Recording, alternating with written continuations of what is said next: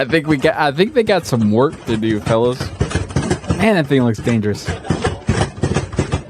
I don't understand why they were just Sounds like a train. About like somebody turn it off. What are you doing? Like turn the thing off. It's got an on and off switch somewhere, right? You know, it's like let's just let it flail around until it runs out of battery, I guess. Dude, he was trying to turn it off. There was a proximity thing. They need a failsafe for that, buddy. All right. It's a Sony A6400. I bought it on eBay. Wasn't turning on. Took it apart, fixed it. Now I got a Sony A6400. I bought a lens on eBay.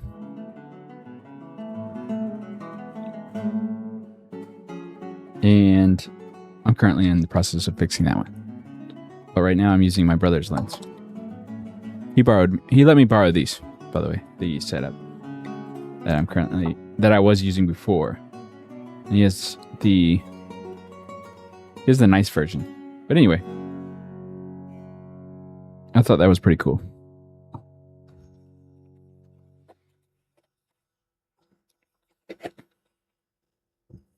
Dang, that would have been dope if these slid on the tops, like caps, so you could keep them. But I got this little charging case for batteries for it. Everybody says that aftermarket batteries don't work, but I made sure that I got ones that would work because, I mean, they had really good reviews. A little bit more expensive than the cheap with stuff, but for 2 batteries, it was like 35 bucks. Not bad. And they seem like pretty good build quality. Like, they look pretty good. And they don't feel cheap plasticky. I mean, obviously they're plastic, but they don't feel like, I mean, they're empty. I mean, they could have put weights in here and stuff to make it feel premium. I've seen that happen before with some Chinese products, made in China products. And yeah, these feel good. They have the little rubber feet. And it charges. Like I think it has its own charger. Maybe no, sorry. I don't think it charges. Like on the go. Like I don't think the case has its own pack. That's right. It does not. I remember reading that now. It does have a nice cable that comes with it. Like, you think it would be one of those cheap Chinese... Sorry. Anyway, cheap Chinese garbage. I don't know why I keep... What happened? Improved? Oh, okay. That's great. See, I'm still using ChatGPT. It's so bad. I hate that.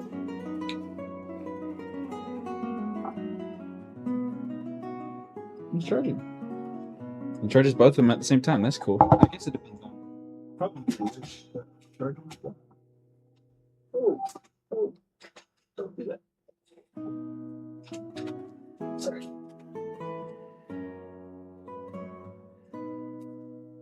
I was thinking on this charger. Wasn't a good idea to do that. Okay. I'm trying. Got it. So, and we're good for business, open for business, whatever you want to say. Done. How do you like it?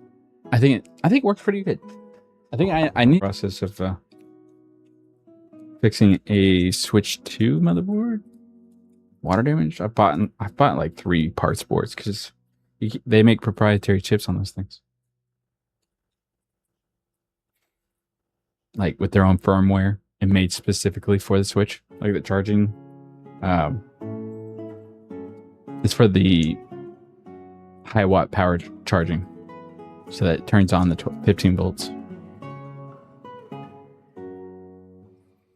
So yeah, thanks Nintendo. They definitely don't make it easy to repair.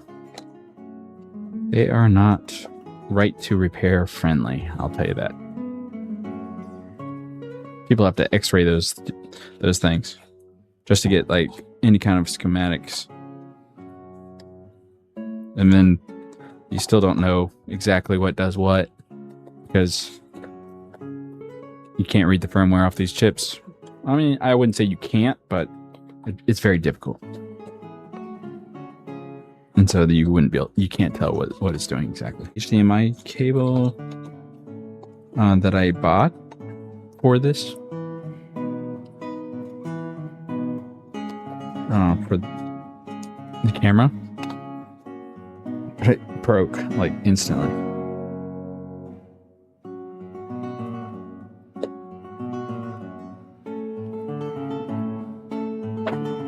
Bent in half. Luckily, it didn't break the port on the camera. But still. All right, President. It appears there may have been some malfunctions with the robots at the Second World Humanoid Robot Games in Beijing, China. I kind of want to see this. What happened? Oh! Dude, that looks scary. Dude, that's creepy. Oh! The track that this particular robot is on is at the National Speed Skating Oval in Beijing, to a hard track, so that way they could host the Second World Humanoid Robot Games there, which is like that would be cool. Olympics. Here's another. I want to see that same spot. Oh!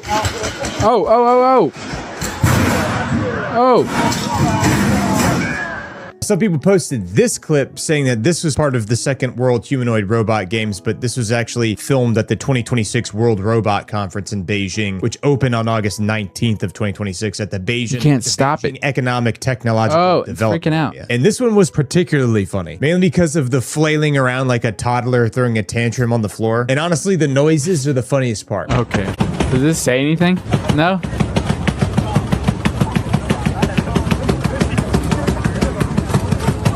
Turn it off! Turn it off! They're laughing nervously. Nervous laughter right there. Like, haha, haha, haha.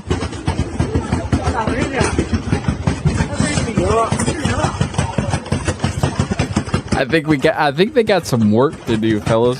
Sounds like a train. About like, somebody turn it off. What are you doing? Like, turn the thing off. It's got an on and off switch somewhere, right? You know, it's like, let's just let it flail around until it runs out of battery, I guess. Dude, he was trying to turn it off. There was a proximity thing. They need a failsafe for that, buddy. Nobody's asked Grok. All right, whatever. Moving on. Elon Musk has kill switch for AI. Tucker Carlson asked him about people who say the only way to stop advanced AI is to blow up the building it runs in. Elon Musk says, "You would not have to." All right, what does he have? What does he do? You've heard people say we should just blow up the server farms because there's no way to. Once this gets rolling, there's no way to slow it down. What do you think of that? Well, the really heavy-duty intelligence is not going to be distributed all over the place. It'll be in a limited number of server centers. If you say very sort of deep AI, heavy-duty AI, it's not going to be in your laptop or your phone. It's going to be in a situation where there's like 100,000 really powerful computers working together. Exactly. In server centers. So it's not like subtle, and there are a limited number of places where that can happen. In fact, you can just look at the heat signature from space, yeah, and it'll be very obvious. I'm not suggesting we go and blow up to server centers right now, but there may be it may be wise to have some sort of contingency plan where the government's got an ability to shut down power to these server centers. Like you don't have to blow it up; you can just cut the power. There you go. What would trip? Or cut connectivity as well. That's another way. Right. Yeah. But what would trip that switch, do you think, in your mind? What would be the threshold past to warrant the government cutting off your power or cutting off your signal?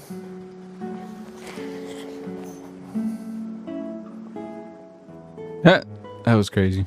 Well, I mean, I guess if we lost control of some super AI, like for some reason, like the things that would normally work to do a passive shutdown, like the administrator passwords, if they somehow stop working, where we can't slow down or. So you know the OpenAI guys because you started it? Definitely have one. Have you talked to the people who run the biggest AI companies about this recently? I haven't talked to Larry Page in a few years because he got very upset with me about OpenAI. So when OpenAI was created, it did shift things into from a unipolar world where Google and DeepMind controlled like I said, 3/4 of all the AI talent to where there's now sort of bipolar world, or OpenAI and Google DeepMind, and and now weirdly, it seems OpenAI is maybe ahead. So I have had conversations with the OpenAI team, Sam Altman. I haven't talked to Larry Page because he doesn't want to talk to me anymore for a few years. Can I ask you just about, since you've been around a lot of this, the thinking? So why would anyone not be a speciesist, be human-centered in his thinking about technology? Like, what's the thinking there? I think what he's trying to say is that, if I were to guess, that business should be treated equally, and whether that is digital or biological. And you disagree? I disagree, yeah. Especially if the digital consciousness, or whatever you want to call it, digital intelligence, decides to curtail the biological intelligence. Right. So you're just building your own slave master, and why would you do that? Doesn't sound great. Yeah, I mean, we should at least, no need to rush, Look, what's the hurry? Where's the fire? Tell us about the hurry. So I know you've been talking about this for years, and on the sort of the periphery of our attention, we've heard Elon Musk talking about AI. But for most people, it's been like 3 months since they've had any interaction with this at all. So what's the timeline here? At what point does it start to really change our society, do you think? I think it starts to have probably an impact this year. GPT-4, now it's like writing poetry, and pretty decent poetry, actually. Pretty decent.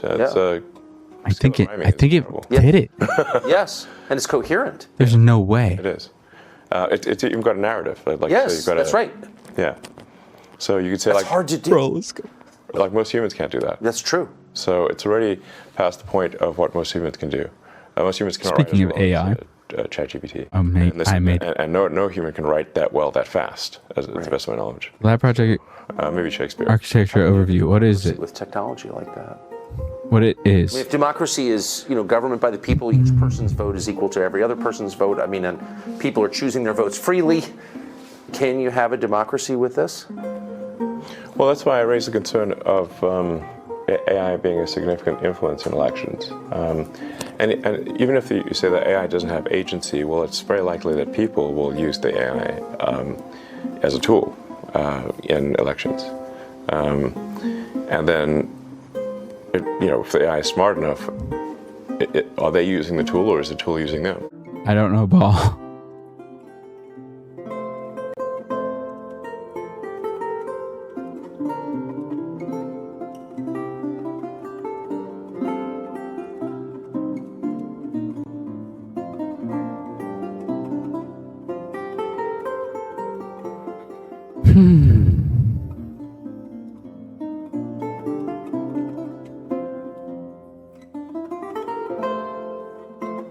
How stupid can people be listening?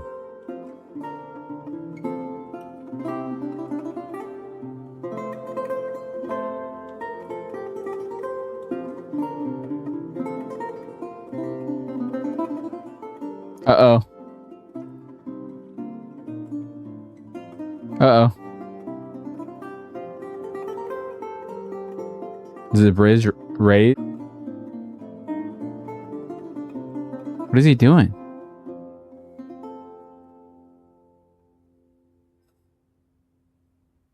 What is this? No way. Oh, idiot. Reverse, reverse. Reverse, reverse. This can't be real, dude. Really? What?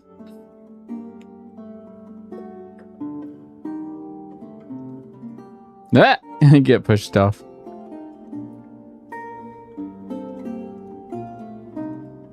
Did his airbags go off?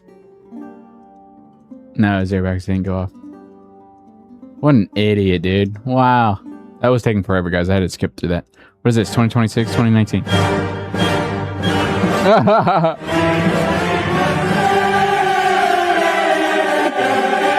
Bro, you know immediately. You know immediately was like. I'm so glad I watched that. That was perfect. That was too perfect.